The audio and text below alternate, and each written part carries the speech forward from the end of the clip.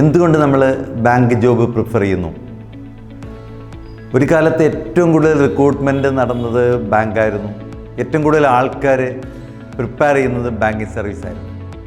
ഇപ്പോൾ സ്വാഭാവികമായിട്ടും ബാങ്കിങ് സർവീസിൽ കുറച്ച് നെഗറ്റീവ്സ് ഈ ബാങ്കുകാർ തന്നെ, ബാങ്കിൽ വർക്ക് ചെയ്യുന്നവർ തന്നെയാണ് ഈ ബാങ്ക് ജോബിനെ ചെറുതെ നെഗറ്റീവൊക്കെ. ബാങ്കിൻ്റെ പ്രഷർ ബാങ്കിൽ മാത്രമല്ല, നമ്മൾ എവിടെയാണ് പ്രഷർ ഇല്ലാത്തത്?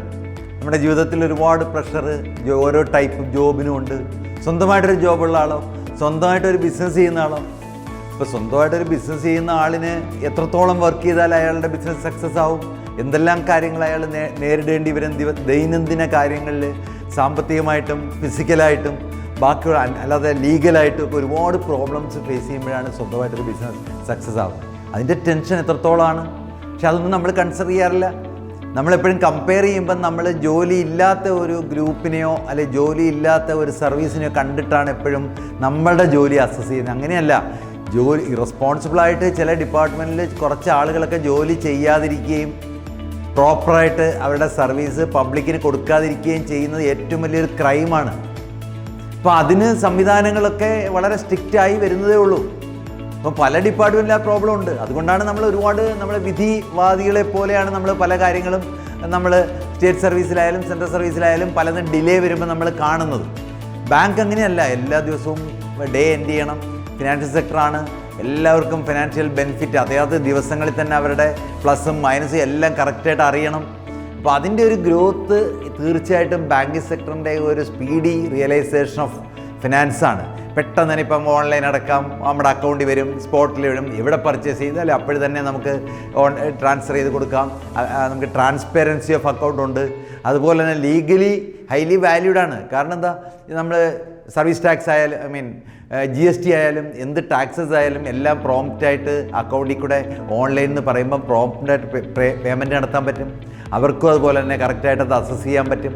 ഇതൊക്കെയാണ് ഇതിൻ്റെ പ്രത്യേകത. നമ്മൾ ഡിജിറ്റലൈസ് ചെയ്തപ്പം നമ്മുടെ രാജ്യം ഹൈ പെർസെൻറ്റേജിലേക്ക് ഡിജിറ്റലൈസ് ചെയ്തപ്പോൾ ഉണ്ട് ഏറ്റവും വലിയ നേട്ടം അതാണ്. അക്കൗണ്ടബിലിറ്റി എന്നൊരു സംഭവം എല്ലാവർക്കും വന്നു കഴിഞ്ഞു. ഗവൺമെൻറ്റിനൊക്കെ കമ്പാരിറ്റീവ്ലി വളരെ ഓൺ ദി സ്പോട്ട് തന്നെ എല്ലാ ഡേറ്റയും കറക്റ്റായിട്ട് കിട്ടുന്നുണ്ട്.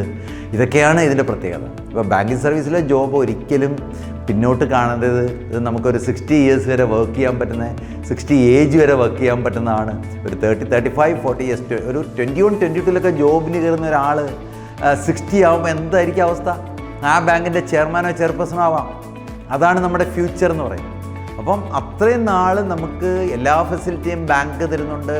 നമുക്ക് ഇന്ത്യയിൽ ഏത് സ്ഥലത്ത് വേണമെങ്കിലും വർക്ക് ചെയ്യാം. അത് എൻജോയ് ചെയ്ത് നമ്മൾ പല സ്ഥലങ്ങളും മാറി വർക്ക് ചെയ്താൽ different culture, different persons, different type of banking. അതുപോലെ തന്നെ ഫോറിൻ ബാങ്കിങ് സർവീസിലും കിട്ടുന്ന പല ബാങ്കുകളുണ്ട്. നമ്മളുടെ ബാങ്കിൽ നിന്ന് തന്നെ 5 ഇയേഴ്സ് 3 ഇയേഴ്സ് ഒക്കെ ഡെപ്യൂട്ടേഷൻ കിട്ടുന്നുണ്ട്. ഇന്ത്യൻ ബാങ്ക് ഉണ്ട്, ഇന്ത്യൻ ഓവർസീസ് ഉണ്ട്, സ്റ്റേറ്റ് ബാങ്ക് ഓഫ് ഇന്ത്യ ഉണ്ട്, ബാങ്ക് ഓഫ് ബറോഡ ഉണ്ട്. ഇവരെല്ലാം പുറത്തുള്ള രാജ്യങ്ങളിൽ ബ്രാഞ്ചസ് ഉണ്ട്. അപ്പോൾ ഇതൊക്കെ നിങ്ങൾക്ക് അവസരം കിട്ടും. നമ്മൾ പെർഫോമർ ആവുക, തീർച്ചയായിട്ടും ഗ്രോ ചെയ്യുക, ഓരോ പ്രൊമോഷൻസും പ്രോംപ്റ്റായിട്ട് വാങ്ങുക. അങ്ങനെയാകുമ്പോൾ നിങ്ങൾക്ക് സ്വപ്നം കാണാവുന്ന ഒരു പോസ്റ്റ് തീർച്ചയായിട്ടും ചെയർമാൻ ചെയർപേഴ്സൺ തന്നെയാണ്, ഒരു സംശയവും വേണ്ട. അത് എങ്ങനെ മനസ്സിലാക്കാം? ഇപ്പോഴിരിക്കുന്ന വർക്ക് ചെയ്യുന്ന ചെയർമാൻ ചെയർപേഴ്സണെ നമ്മൾ ഒബ്സർവ് ചെയ്താൽ മനസ്സിലാവും. അവരെന്തായിട്ടാണ് കരിയർ സ്റ്റാർട്ട് ചെയ്തത്? പ്രൊബേഷൻ ഓഫീസറായിട്ടാണ് കരിയർ സ്റ്റാർട്ട് ചെയ്യുന്ന കൂടുതൽ ആൾക്കാർ.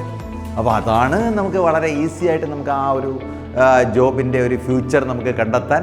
ഇത് മനസ്സിലാക്കിയിട്ട് ബാങ്കിങ് സെക്ടർ വളരെ നന്നായിട്ട് തന്നെ നമ്മൾ പ്ലാൻഡായിട്ട് നമ്മൾ എൻ്റർ ചെയ്യണം. ഇത്രയും സിസ്റ്റമാറ്റിക്കായിട്ടൊരു നമ്മുടെ ഡെയിലി ലൈഫിൽ നമുക്ക് ഇൻക്ലൂഡ് ചെയ്യാൻ പറ്റുന്ന ഒരു സ്വാഭാവികമായിട്ട് ഒരു ഫിനാൻഷ്യൽ ഡിസിപ്ലിനാണ് ഇത്. ഓരോരുത്തരും അത് മനസ്സിലാക്കിയിട്ട് വളരെ ഇൻ്റലിജൻ്റായിട്ട് നമ്മൾ തിരഞ്ഞെടുക്കേണ്ടുന്ന ഒരു സെക്ടറാണ് ഈ ബാങ്കിങ് സെക്ടർ. ഓക്കെ.